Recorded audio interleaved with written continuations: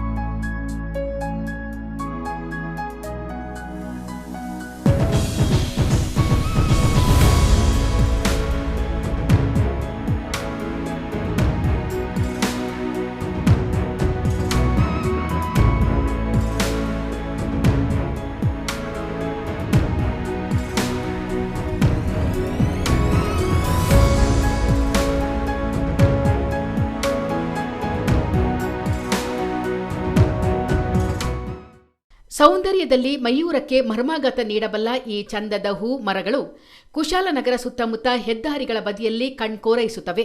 ಕೂಡಿಗೆ ರಸ್ತೆಯಲ್ಲಿ ಕಂಡುಬಂದ ನಯನ ಮನೋಹರ ದೃಶ್ಯಗಳನ್ನು ಚಿತ್ತಾರದ ಕ್ಯಾಮರಾಮನ್ ಸ್ಟ್ಯಾನ್ಲಿ ಸೆರೆ ಹಿಡಿದಿದ್ದಾರೆ. ನಡೆದಾಡಿದಲ್ಲೆಲ್ಲ ಗುಲ್ಲೆಬ್ಬಿಸುವ ಗುಲ್ಮೊಹರ್ ಮರಗಳು ಪ್ರಯಾಣದ ಆಯಾಸವನ್ನೆಲ್ಲ ತಣಿಸಿಬಿಡುತ್ತವೆ. ಮೇ ತಿಂಗಳೆಂದರೆ ಅಲ್ಲಿ ಗುಲ್ಮೊಹರ್ ಪುಷ್ಪರಾಶಿಯ ಆಕರ್ಷಣೆ ಇರಲೇಬೇಕು. ಕಣ್ಮನ ಸೆಳೆಯುವ ಗಾಢ ಕೆಂಬಣ್ಣದ ಹೂಗಳಿಂದ ತುಂಬಿದ ಮರಗಳನ್ನು ನೋಡುವುದೇ ಕಣ್ಣಿಗೆ ಸಂಭ್ರಮೋಲ್ಲಾಸ.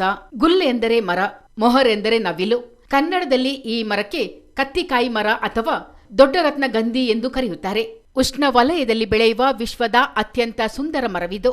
ಮೇ ತಿಂಗಳಲ್ಲೇ ಹೂ ಅರಳುವುದರಿಂದ ಇದನ್ನು ಮೇ ಫ್ಲವರ್ ಎಂದು ಕರೆಯಲಾಗುತ್ತದೆ.